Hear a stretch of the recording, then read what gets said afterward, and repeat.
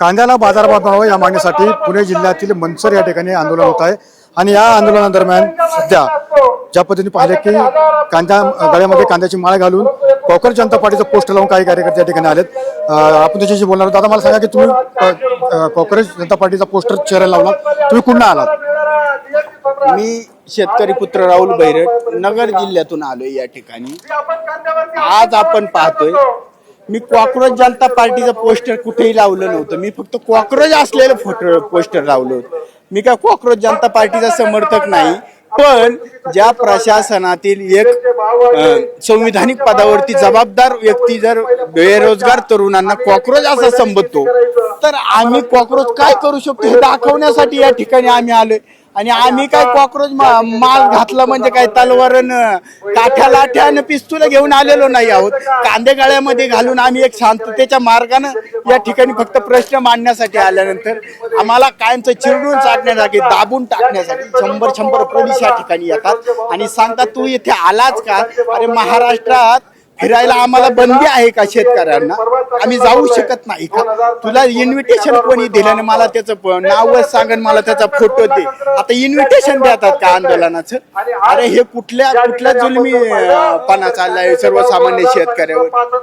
आज या ठिकाणी आम्ही पुढचा पाऊल टाकतोय की नाही टाकतोय अशी परिस्थिती निर्माण झालेली आहे। मग हे काय आम्हाला काय कायमस्वरूपी दाबून किंवा मारून टाकणार आहेत का अशी परिस्थिती आता आम्हाला वाटायला लागली। खरं तर तुम्ही आंदोलनामध्ये सहभागी झाला, एकीकडे महागाई मोठ्या प्रमाणामध्ये वाढलेली आहे, तुम्ही काँग्रेसचं पोस्टर मागणी आलात, एकंदरीत तरुण म्हणून काय वाटतं तुम्हाला महागाईच्या विरोधात? या सरकारनं 2014ला सरकारमध्ये येण्याआधी सांगितलं होतं तुम्हाला 33 रुपये लिटरनी पेट्रोल डिझेल देऊ, तुमच्या सर्व गोष्टींचे भाव कमी करू गॅस डिझेल पासून।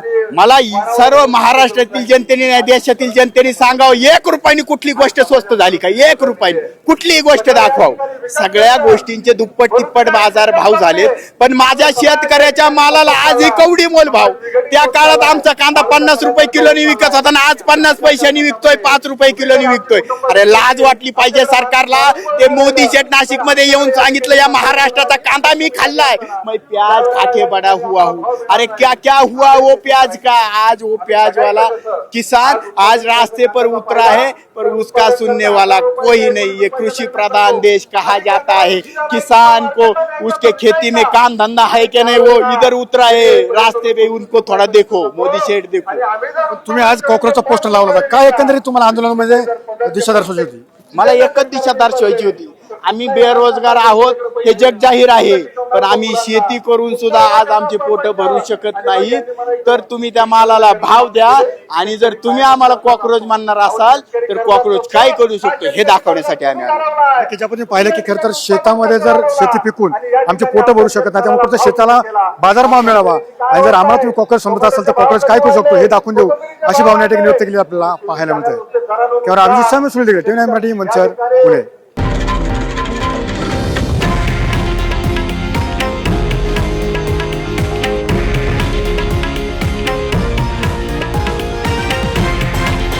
हे आहे देशातील नंबर 1 न्यूज नेटवर्क आणि आपण पाहत आहात TV9 मराठी, एकमेव।